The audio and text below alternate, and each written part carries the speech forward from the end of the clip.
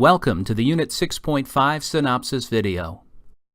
This video gives a big picture look at Unit 6.5, introducing the unit challenge scenario, the flow of lessons, and the background content required.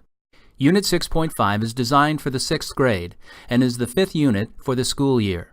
It's comprised of 8 lessons, including the unit opener and unit closer, requiring a minimum of 26 50-minute class periods. The semester unifying cross-cutting concepts are patterns and cause and effect. The full title of Unit 6.5 is Keeping It Fresh: What Plants Need to Grow. In this unit, students examine how environmental conditions, resource availability, competition, and inherited traits affect organism growth and reproduction. They practice developing predictions and making claims supported by evidence and reasoning. In Unit 6.5, students have to conduct an experiment on fast plants in the classroom in order to help figure out how people living in extreme environments, like astronauts or scientists in Antarctica, can grow the most food possible in an indoor space. They make a recommendation for how to maximize plant growth and reproduction, supported by evidence and reasoning. The unit challenge question is, how can we maintain the biggest supply of fresh food in places where plants do not naturally grow?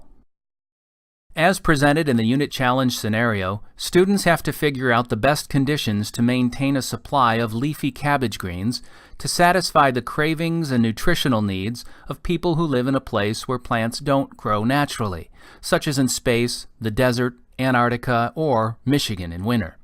Can they just cram a bunch of plants together and add a bunch of fertilizer? Does the type of seed they use make any difference?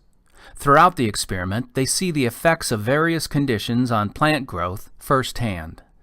MyStar has chosen Wisconsin fast plants for students to use in their experiments. Fast plants are a type of cabbage plant that has been selectively bred to be responsive to environmental conditions and is available in many different varieties. Fast plants complete their entire life cycle in approximately 40 days, which allows for easy implementation in the classroom. These plants require 24 hours of light to quickly complete their life cycle. If you do not already have grow lights available to you, we have included lighting requirements based on the number of classes that will be carrying out the experiment. The PVC stand design shown here does require a considerable amount of time and supplies to construct. You must review the experimental setup material available through the unit materials list several weeks prior to implementing this unit in the classroom. We are now going to focus our attention on brief summaries of the lessons that compose Unit 6.5. This unit is built around the concept of how environmental conditions, resource availability, competition, and inherited traits affect organism growth and reproduction. Throughout this unit, students are provided the opportunity to practice developing predictions and making claims, supported by evidence and reasoning, as well as identifying patterns and cause and effect relationships in data. In the first middle lesson, students investigate how environmental conditions can affect the survival and growth of plants and animals. They investigate what is known about the optimal environmental conditions for fast plants. They identify the constants and variables they will use in their plant experiment, and they use this knowledge to plant their seeds and set up their experiment. In the next middle lessons, students gather information about different factors that affect plant growth in order to make predictions about how the different conditions will affect their experimental plants. They examine the effect of nutrient availability on plant growth, as well as how competition can affect the amount of resources available. Next, students tackle the question of how to keep the food supply going continuously. They're reminded of the plant life cycle and learn that their experimental plants produce flowers and seed pods, which is how they will be able to keep the supply of plants growing. Students then gather information about inherited traits to understand how the seed type they planted in their experiment will affect their plant's growth. At the end of this unit, students compile all of the data they and their classmates have collected to evaluate how each treatment affected plant growth and to recommend the growing conditions that will yield the biggest food supply for the inhabitants of their environment.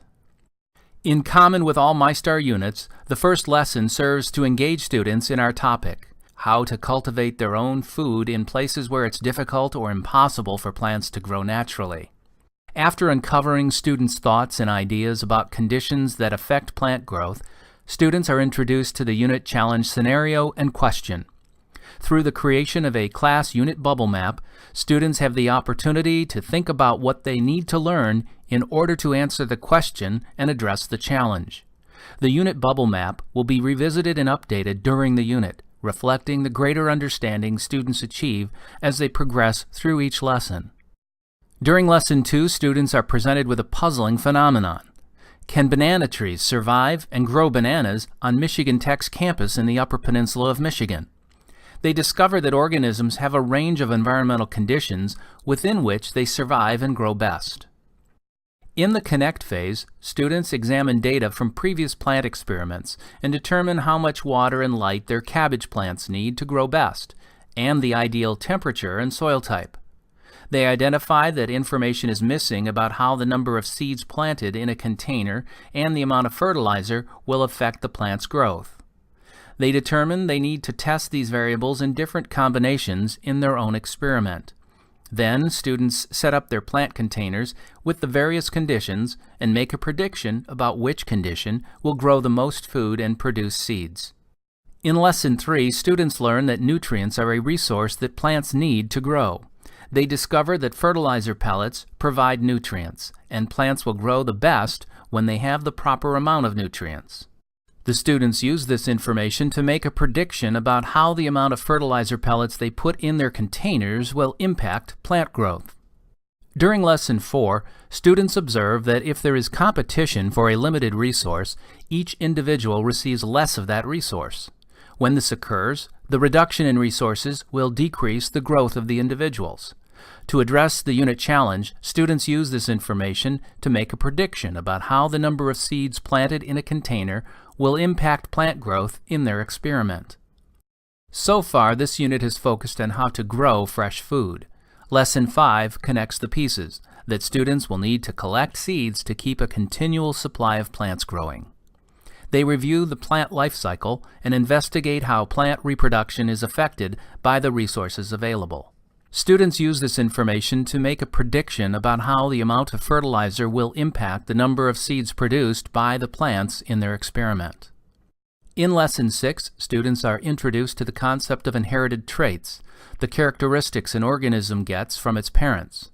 They learn that certain physical characteristics are inherited from their parents, while others are merely appearances. In the Connect phase, students apply this information to make a claim stating how the seed type they planted in their experiment affected plant growth. During Lesson 7, students use a tabletop simulation to determine that organism growth is the result of multiple factors, including inherited traits, resource availability, and other environmental conditions. They conclude it is not possible to predict exactly how big an organism will grow, or explain exactly what affected the growth of the organism. It is only possible to predict or explain growth using probability. During the Connect phase of this lesson, students analyze and share their experimental results with the class. Then they graph the compiled class data to look for growth effects of the various conditions they tested. In the unit closer, students create a final explanation for which seed type and environmental conditions should produce the most food in their environment. They use their graphs as evidence for their claim and include sound scientific reasoning, learned throughout the unit, to support their claim. Students present their conclusions as a poster and provide feedback about their peers' conclusions. Finally, students participate in a consensus discussion to decide which treatment will produce the most food and be able to continue the supply of plants growing.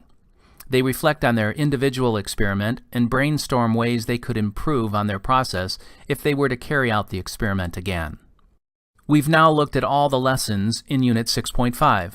Let's recap a few key points before ending this video. Unit 6.5 is built around the concept of how environmental conditions, resource availability, competition, and inherited traits affect organism growth and reproduction. To address the unit challenge, students conduct an experiment to understand the impacts of these factors on plant growth in the classroom. Each unit challenge team tests a different set of conditions, which creates a collaborative learning environment. The students must consult with the other groups at the end of the unit in order to determine the best conditions for plant growth. The data they collect during the experiment is their own. They know where those numbers come from, and so the data means something to them.